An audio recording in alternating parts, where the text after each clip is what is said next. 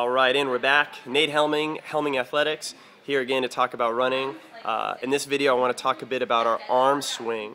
I get that question a lot with our arms. We spend a lot of time with our legs, our footfall. You always hear those questions, but we don't always talk about as much about what our arms are doing. And I want to share a few ideas that will help you out. So, in the endurance world, for kind of slower, steadier state running, we are generally taught to keep our arms at about this roughly 90-degree angle here and keep them going ahead, and I think this is a great idea. If we want to think about efficiently applying force out the back, just like our push-ups, we always want that vertical elbow over our wrist, right, for an efficient line of force, efficient application of force. Same thing here. We tend to see arms swing across the side, shoulders rotate in, they get a little tired, and then we see this excessive rotation happening. Carl Paoli and I of Gymnastic Squad put a little Instagram post together talking about that if you want to check that out. If we have this excess rotation, no good.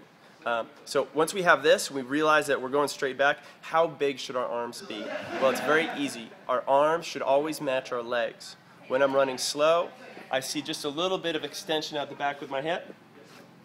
To match that, I'm going to see just a little bit of extension with my arms. And the way that I could think about this, if I pull out my pole, this would be the type of power I need for, say, a kipping pull-up.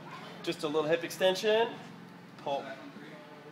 Here, same thing, elbow out the back. If you were watching the CrossFit Games, you'll notice one of the events was the zigzag sprint. In the zigzag sprint, the athletes were no longer keeping their arms here at this 90-degree. We were starting to see a much more violent extension out the back. When we run, we need to push in addition to pull. This push generates a little bit of power, and so we can see that our arms in sprinting not only create a little bit of stability and counterbalance, but they actually provide some power as well. So we've gone from endurance running to just a kipping pull-up to, say, a kipping muscle-up.